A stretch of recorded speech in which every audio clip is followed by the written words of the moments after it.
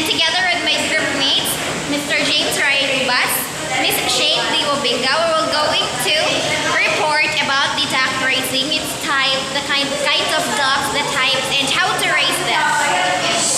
So, stay tuned. Let's pray. Dear God, we thank you for all the blessings that we receive and for always being there for us, guiding and protecting. Thank you for helping us with our difficulties and for keeping us healthy always. This we pray in Jesus' name. Amen. Duck racing is a lucrative livestock industry here in the Philippines. And did you know that ducks are also called as waterfowl? Because they are mostly found in places where is water like ponds, streams, and rivers.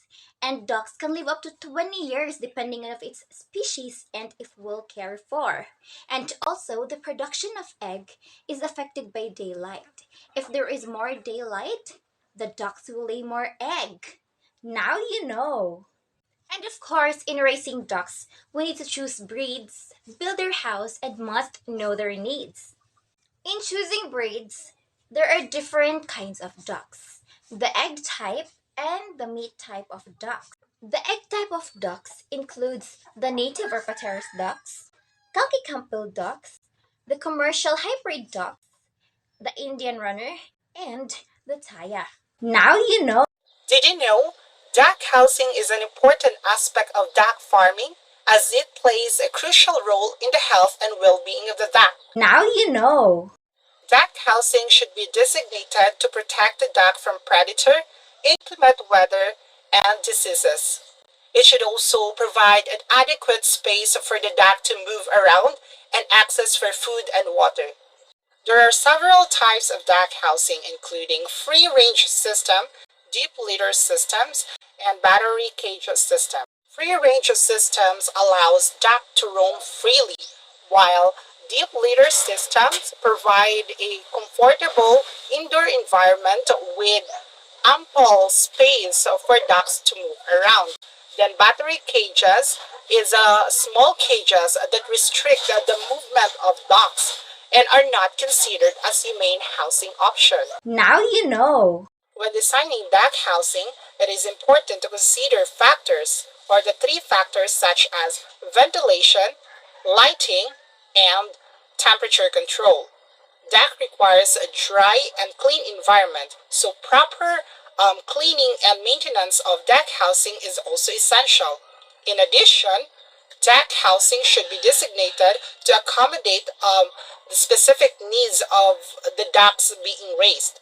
Overall, proper duck housing is an essential to the health and well-being of the duck and can contribute to the success of a duck farming operation. Now you know. Did you know duck feeding is a critical aspect of duck farming as it plays a crucial role in the growth and development of ducks?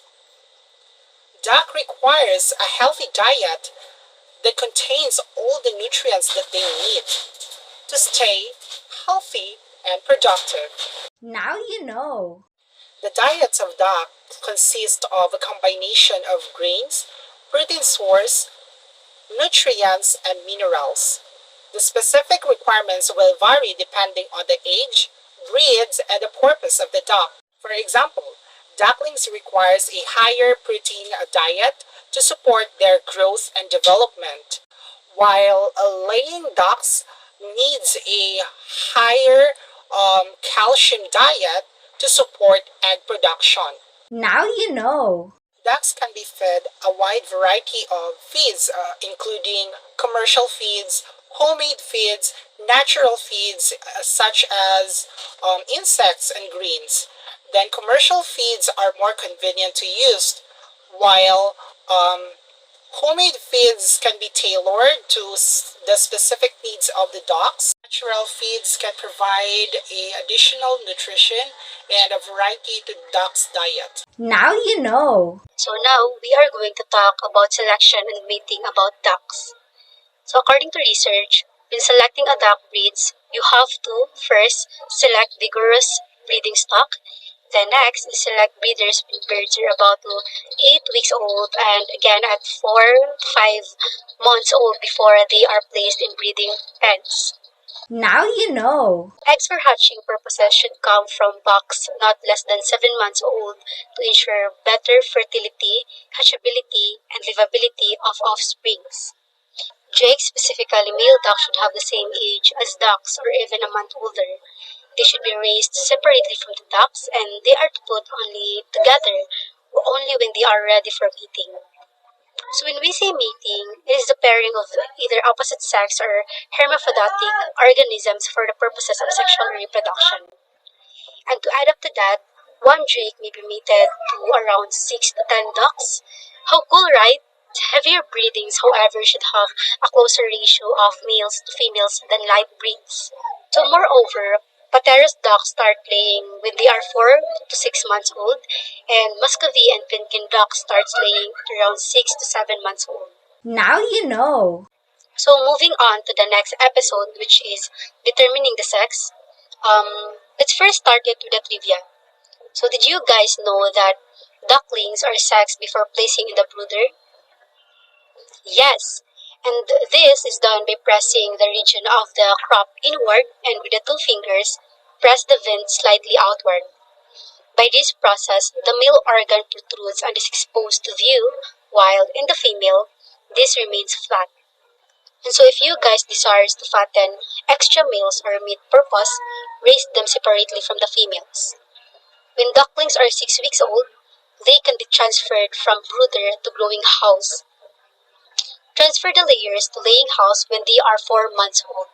Now you know. One of the important things in raising ducks is to keep them away from the diseases. So here are some useful tips in preventing duck diseases. First is to purchase stock from a reliable source. Raise only healthy ducks. Next is to provide cool, fresh, and clean drinking water at all times. Keep the farm and its surroundings clean, and that includes vaccinating your ducklings against duck cholera with polyvalent bacterium if available. Next is to spray the animals with insecticides at least once a year to control lice and mite beetles and other arthropods that can cause annoyance to the ducks. And lastly, avoid mixing new stock in the flock. Now you know. I know you're wondering if what will I get if I will raise a duck? To tell you, you can gain a lot of benefits by raising ducks, and that includes ducks are efficient producers of animal protein. And in terms of financial needs, it can both provide a meat and an egg for consumption and for sale. And duck's manure are excellent organic fertilizer. And ducks eats aquatic plants like grasses, vegetable trimmings, insects, golden snails, and farm byproducts. Thus, feeding them is not a problem. And for the last part, we will do the question and answer portion. And for the first question is what type of ducks that lays a balut egg? Can you tell us about that, Miss Shane Wabinga? Yes, Miss Coney. The mallard duck, Anas platyrhynchus, or also known as Pateras duck, is often used to make balut. And for the second question is how many eggs that a duck can lay in a one day? Do you have an idea, Mr. James Ubas? Yes, Miss Tori, according to the research, a duck lay one egg a day. It takes 24 to 26 hours for duck's body to create a fully formed egg. And for the third question, when will the egg mostly hatch? When will it be, Miss Shane? Well, eggs from common ducks like pecans require 28 days to hatch, while eggs from Muscovy ducks hatch in about 35 days after setting. And for the last question, what are the ducks that fly and the ducks that doesn't fly? And to answer that, the ducks that flies, it includes the Muscovy ducks and the Khaki Campbell ducks. And the ducks that doesn't fly, that includes the Indian runner, the rowan, the pecan, and the Cuyucan ducks. And that's it for today's video. Once again, it's